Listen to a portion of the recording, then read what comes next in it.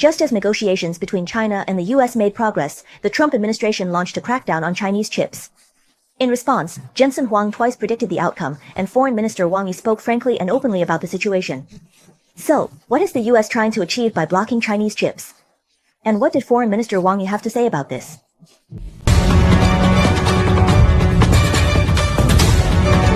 Welcome to Global Overview. After the U.S. and China mutually reduced tariffs, the Trump administration set its sights on China's chip sector.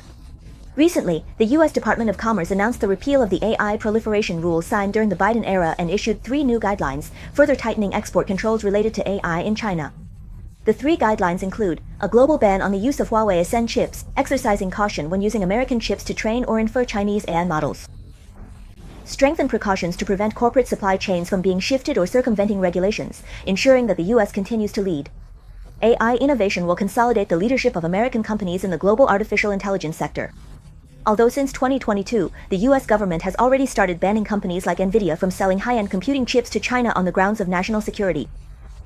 They have also roped in allies like Japan, South Korea, and the Netherlands to jointly strengthen the chip blockade against China.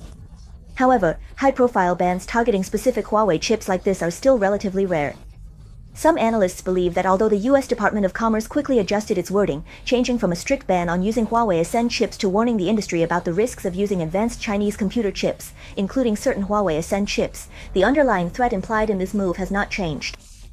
As the spokesperson for the Ministry of Commerce said, the guidelines themselves are a blatant distortion of the market's true nature. This kind of strict control over Chinese chips under unfounded accusations, and even interfering with Chinese companies using their own chips domestically, is a typical example of unilateral bullying, which China firmly opposes. So, what exactly prompted the Trump administration to significantly ramp up its crackdown on Chinese chips?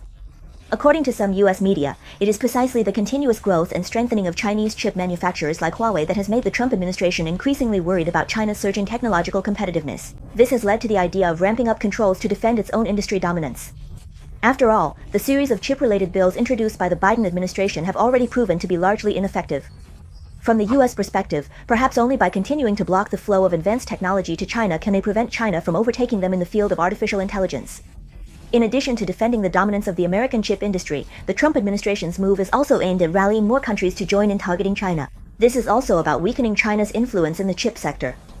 You have to realize, the rule that forbids the use of Huawei Ascend chips anywhere in the world is basically forcing other countries in the chip supply chain to pick a side between China and the U.S. Especially now, with China's AI industry, represented by DeepSeek, not lagging behind the U.S., and Huawei's AI chips developing at a rapid pace, other countries could very well choose to cooperate with China instead of risking being sanctioned or controlled by the U.S. government. Choosing American chips.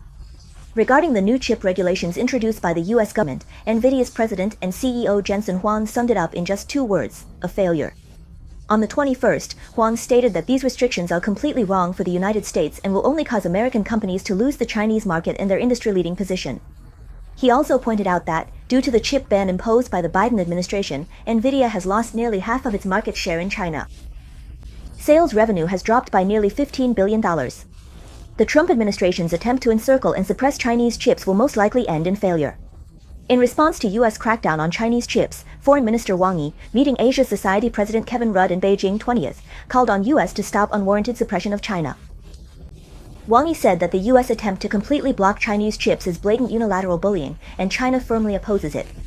China hopes that the U.S. can return to the path of equal dialogue and mutual respect, properly addressing each other's legitimate concerns, and building a correct way for the 2 countries to get along.